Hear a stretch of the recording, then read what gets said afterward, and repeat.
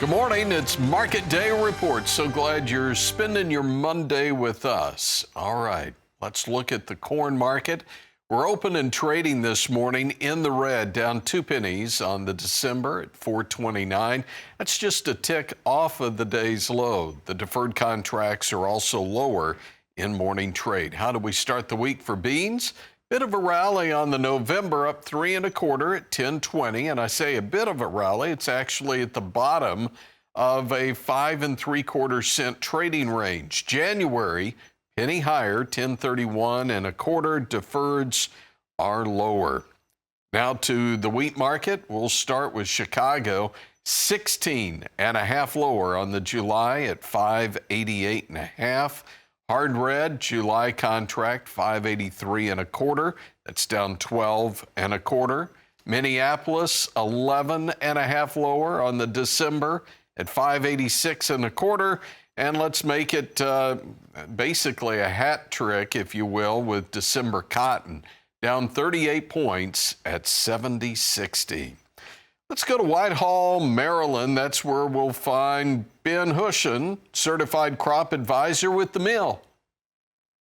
Good morning, Tony. I have to start this morning off by thanking our veterans and all the work and effort they put in, or you and I probably wouldn't be talking today. But I tell you what, it is a beautiful day out here in Whitehall, Maryland. And I actually thought it'd be a little breezy, but everybody's smiling. Standing today in a edge of a field at the Magnus Farms in Triticale. A little misleading. This was planted in September, and you've heard me talk about lack of rain. Of course, this field behind us was planted in September, caught some of the hurricane rain effect that we had. But, Tony, we hadn't had any rain since October 2nd until last night. Overnight, we had, depending on the area, a 1/4 inch or a little bit more. And there's an awful lot of wheat planted that has not had any rain on it. Barley, of course, triticale was planted earlier, so it was up and gone. Hay crops everywhere.